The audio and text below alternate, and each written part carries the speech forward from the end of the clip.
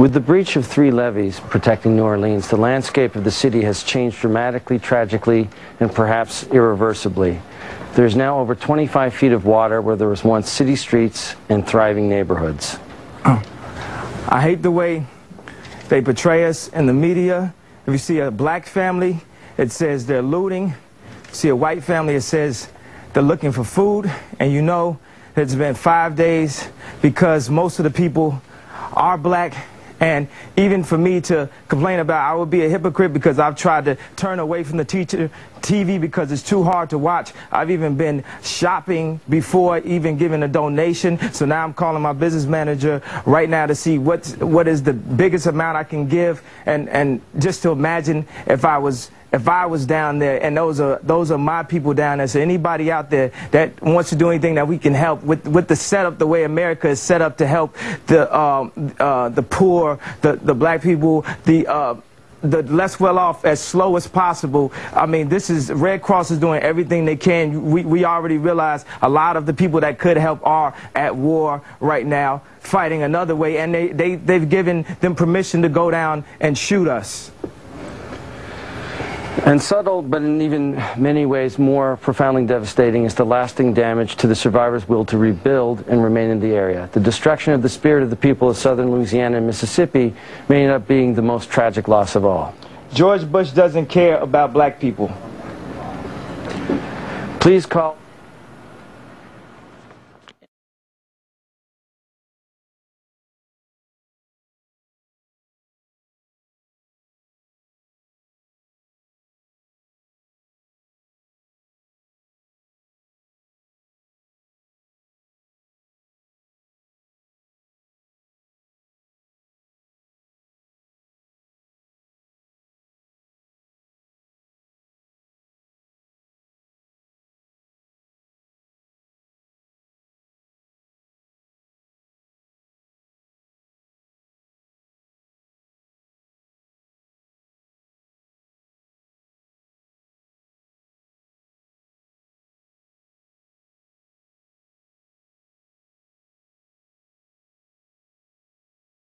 President Broussard, let me start with you.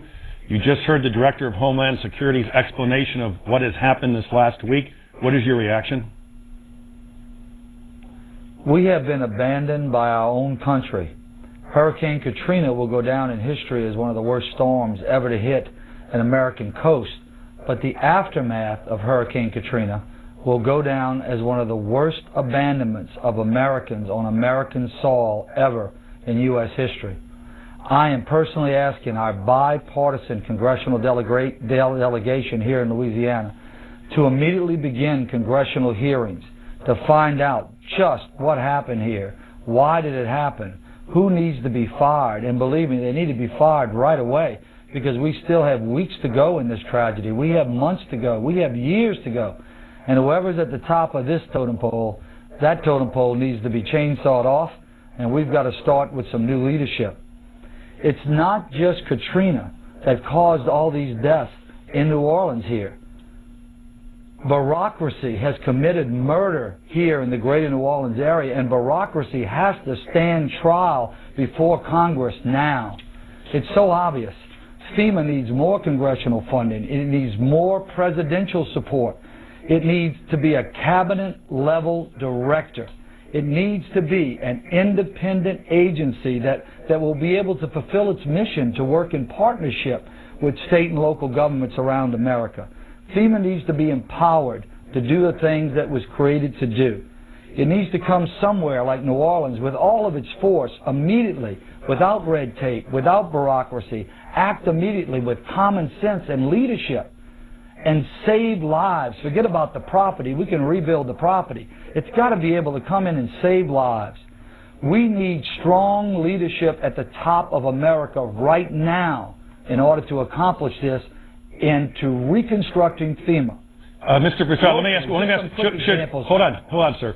Shouldn't the mayor of New Orleans and the governor of New Orleans bear some responsibility? Couldn't they have been much more forceful, much more effective, and much more organized in evacuating the area? Sir, they were told, like me, every single day, the cavalry's coming. on a federal level, the cavalry's coming, the cavalry's coming, the cavalry's coming. I have just begun to hear the hoofs of the cavalry. The cavalry's still not here yet, but I've begun to hear the hoofs, and we're almost a week out. Let me give you just 3 quick examples. We had Walmart deliver 3 trucks of water, trailer trucks of water. FEMA turned them back. They said we didn't need them. This was a week ago. FEMA, we had 1,000 gallons of diesel fuel on a Coast Guard vessel docked in my parish. The Coast Guard said, come get the fuel right away. When we got there with our trucks, they got a word. FEMA says, don't give you the fuel. Yesterday, FEMA comes in and cuts all of our emergency communication lines. They cut them without notice. Our sheriff, Harry Lee, goes back in, he reconnects the line, he posts armed guards on our line and says no one's getting near these lines.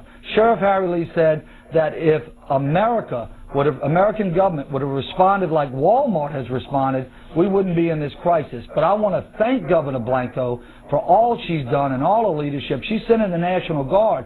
I just repaired a breach on my side of the 17th Street Canal that the Secretary didn't foresee, a 300-foot breach. I just completed it yesterday with convoys of National Guard and local parish workers and levee board people. It took us 2.5 days working 24/7. I just closed it. I'm telling you, most importantly, I want to thank my public employees that have worked 24/7, that burn out, the doctors, the nurses. And I want to give you one last story, and I'll shut up and let you tell me whatever you want to tell me. The guy who runs this building I'm in, emergency management, he's responsible for everything. His mother was trapped in St. Bernard Nursing Home, and every day she called him and said, are you coming, son? Is somebody coming? And he said, yeah, Mama, somebody's coming to get you. Somebody's coming to get you on Tuesday. Somebody's coming to get you on Wednesday. Somebody's coming to get you on Thursday. Somebody's coming to get you on Friday. And she drowned it Friday night. She drowned it Friday night. Mr. President, nobody's coming to get it.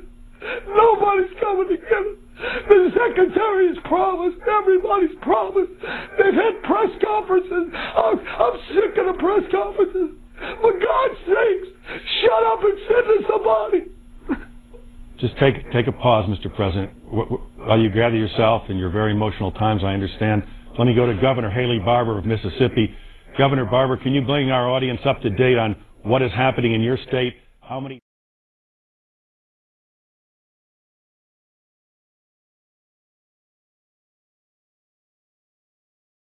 Meanwhile, they survived a natural disaster, but are some Hurricane Katrina survivors now at risk from man-made dangers? We're keeping them honest, and our Sean Calebs is here now with new information about a controversy over FEMA trailers. This involves a little bit of a fight, if you will, between FEMA and the CDC.